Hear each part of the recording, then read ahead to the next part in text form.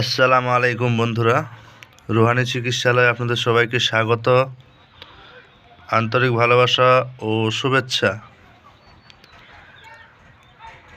রমজান মুবারক। আজকে মাহে রমজানের তৃতীয়তম রোজা। তো এই রমজান উপলক্ষে আমি যে ভিডিওগুলো আপনাদের মাঝে দিচ্ছি সেগুলো একেবারে পরিপূর্ণ কাজ করা যাবে, এমনকি নিখুঁত। আচ্ছা, আমি আপনাদের মাঝে কেতাব থেকে দেখাই, এমনকি কেতাব থেকে নকশা দিয়ে বৃত্তান্তর যে নিয়মগুলো, গোপন যে ভেদগুলো, সবগুলোই কিন্তু বলে দেয়। যারা নিয়মিত ভিডিও দেখে তারা জানে। তো আজকে আপনাদের মাঝে একটা মহামূল্যবান তাবিজ নিয়ে আসছি, যেটার নাম হচ্ছে রাজমোহিনী। এই রাজমোহিনী তাবিজ আসলে কিসের জন্য ব্যবহার করা হয়, কত কাজে ব্যবহার করা হয়, সব কিছু আপনাদের মাঝে আমি আজকে উন্মুক্ত করব। এমনকি প্রকৃতভাবে কিতাবে উল্লেখ করেছে লেখক ততখানি আপনাদের মাঝে আগে আমি দেখিয়ে নেব এবং পড়ে শোনাবো। এরপরে আপনাদের মাঝে আমি বিশ্লেষণগুলো আলোচনা করব। কথা বোঝা গেল? রাজমোহিনী কথাটার অর্থ হচ্ছে কি, যে সর্বকাজে সে জয়ী হবে, রাজার উপর মোহিত করতে পারবে, যাকে রাজমোহিনী বলা হয়, সর্বকাজে খ্যাতি। তো রাজমোহিনী প্রয়োগ করতে গেলে অবশ্যই আপনাকে সেরকম বিদ্যা শক্তি অবলম্বনকারী হতে হবে। তো চলুন কথা না বাড়িয়ে মূল জায়গায় যাওয়া যাক। তো আগেই বলে দিই, যদি চ্যানেলটাতে নতুন হন তাহলে অবশ্যই সাবস্ক্রাইব করবেন, আর সাবস্ক্রাইব যারা করেছেন তাদেরকে জানাই অসংখ্য ধন্যবাদ। আমার ব্যক্তিগত নাম্বার আমি দিয়ে রাখি ডিসক্রিপশনে, তারপরে বলে দিই +91 7364 831540, মানে 73 64 83 15 40। কথা বোঝা গেল? আচ্ছা, আগে আমি আপনাদের মাঝে পড়ে শোনাই। রাজমোহিনী বিদ্যা শিখতে গেলে আপনাদের একটু ভিডিওটা ধৈর্য ধরে দেখতে হবে, নচেত শুধু শুধু আপনারা সময় নষ্ট করতে আসবেন না। আচ্ছা, রাজমোহিনী তাবিজ। এই তাবিজখানা যে কোনো উদ্দেশ্যে ব্যবহার করবে, আল্লাহর রহমতে সেই ব্যাপারে ফল লাভ করবে। মানে আপনি যে কোনো কাজের জন্য ব্যবহার করবেন সেটাই ফল লাভ করতে পারেন, তবে নেক উদ্দেশ্য হওয়া চাই।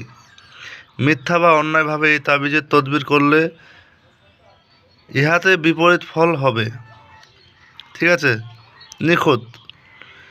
খবরদার, আমেল ব্যক্তিকে এ বিষয়ে নিশ্চিত হয়ে তদবির করতে হবে। আপনি যদি কবিরাজ হয়ে থাকেন, কিংবা আপনি যদি নিজেও কোনো ব্যক্তি হয়ে থাকেন যে এই তদবিরটা বা এই রাজমোহিনী তাবিজ তৈরি করার উদ্দেশ্য ভাবছেন, তো আপনাদের উদ্দেশ্যে বলে দেই, এই জিনিসটা খেয়াল রাখবেন।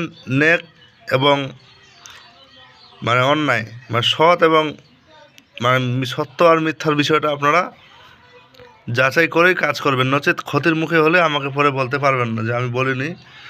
আমি কিন্তু বুঝিয়ে বলছি, বইয়ের ভাষা আর একরকম, আর বাংলা ভাষাটা মানে আপনাদেরকে বোঝানোর মতো এই ভাষাটা আর একরকম। আচ্ছা, প্রথম প্রকার তদবির, মানে প্রথমে কী কাজে লাগাতে পারবেন, মানে একটা, মানে প্রথম বলতে মানে 1 নাম্বার, যদি কোনো ব্যক্তি অন্যায় বা মিথ্যা মোকদ্দমায় জড়িয়ে পড়ে, বুঝতে পারলেন?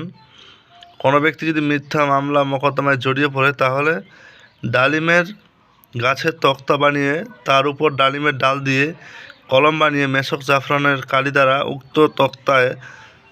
উক্ত তক্তার উপর নকশাটি লিখে হাকিমের এজলাসের পর্দায় লটকাই দিলে অথবা সঙ্গে ব্যবহার করে কোর্টে উপস্থিত হলে আল্লাহর রহমতে মিথ্যা মামলা হতে রেহাই পাবে। কথা বুঝে গেল? আশা করি বুঝতে পারছেন। ডালিম গাছের তক্তা বানাতে হবে এবং ডালিমের কলম দিয়ে লিখতে হবে। 1 নাম্বার নিয়ম গেল। 2য় নাম্বার নিয়ম, যদি কোনো লোক অন্যায়ভাবে বন্দী হয়ে জেলে যায়, তবে তাবিজখানা কাগজে লিখে জেলখানায় দেওয়ালে লটকাই রাখবে, অথবা সুযোগ মতো জেলখানার কোথাও লটকিয়ে রাখবে। আল্লাহ পাকের মেহেরবানিতে অল্প দিনের মধ্যে বন্দিদশা হতে মুক্ত পাবে। কথা বোঝা গেল?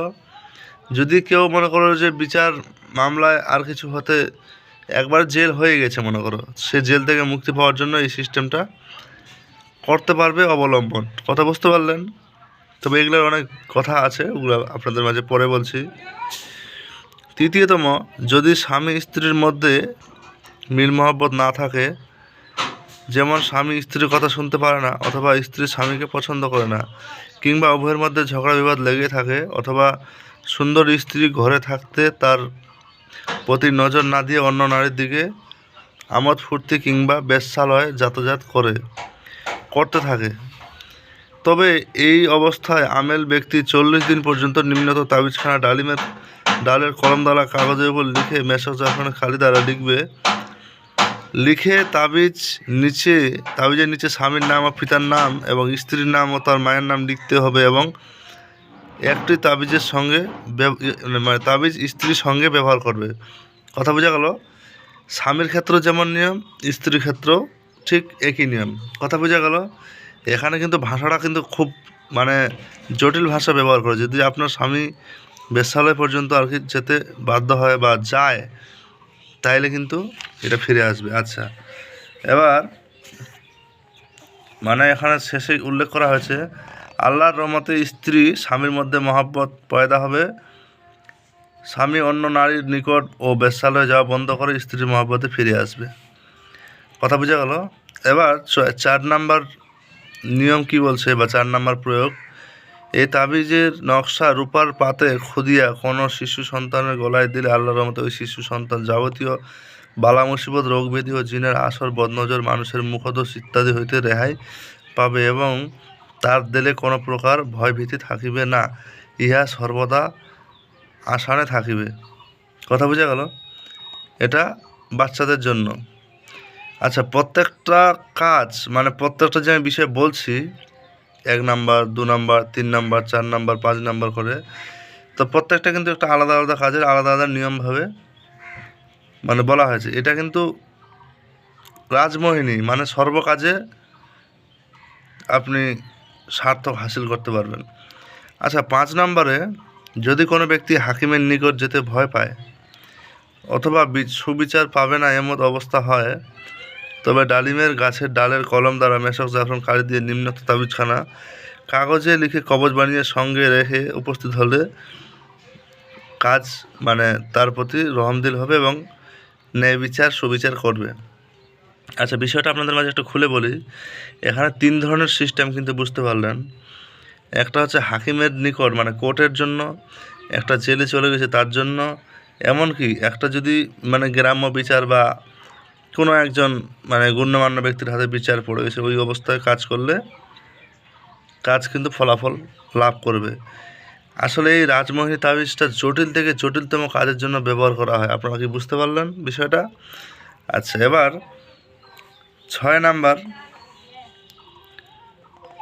6 নাম্বারে কি, যদি কারো ক্ষেত খামারে কোনো জন্তু বা কীট পতঙ্গের আক্রমণে ক্ষেতের ফসল নষ্ট হয়ে যায়, তবে উপরোক্ত নিয়মে 4খানা কাগজে তাবিজটি 4টি লিখে জমির 4 দিকে 1খানা করে তাবিজ গাড়বে, অথবা 4 কোণায় 4টি বাঁশ খাড়া করে কুপিয়ে তার মাথায় তাবিজ লটকিয়ে দিবে। আল্লাহর রহমতে সর্বপ্রকার ক্ষতি হইতে রক্ষা পাবে। যাদের ফসল বারবার নষ্ট হয়ে যায় বা কেউ নষ্ট করে দেয় ইত্যাদি বিষয়, কীটপতঙ্গ লাগে, এই জিনিসটা ব্যবহার করতে পারেন। তবে এখন আধুনিক যুগ, মানুষ আধুনিকতা অবলম্বন করছে, এটাই স্বাভাবিক। আচ্ছা, চলে আসি 7 নাম্বার। এই রাজমোহিনী তাবিজের গুণাগুণ অত্যাধিক এবং আশ্চর্যজনক।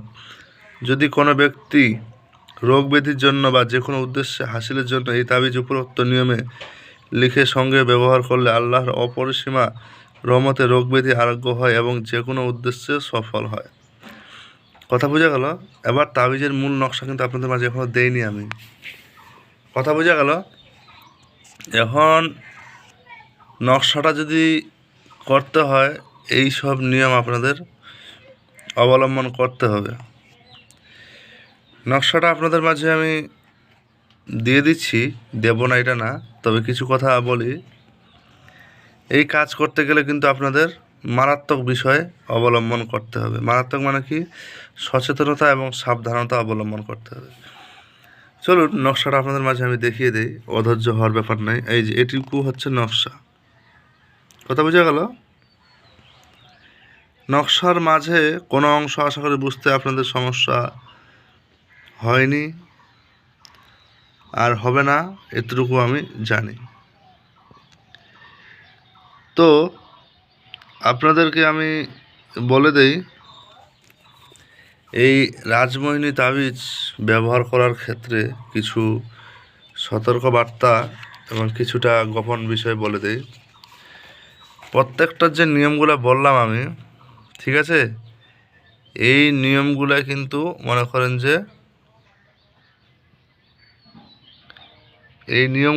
করেন যে আপনার অবলম্বন করতে হবে। আলাদা আলাদা কাজের জন্য আলাদা আলাদা নিয়ম। কথা বোঝা গেল? এখানে একটা কেরামতি এবং আশ্চর্যজনক বিষয় আপনাদের মাঝে আমি উন্মুক্ত করি।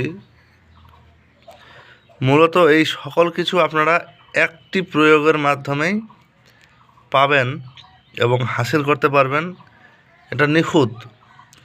আর এই একটি প্রয়োগের মাধ্যমে যে হাসিল করতে চান, নকশাটা এটাই, আর নিয়মটা আলাদা।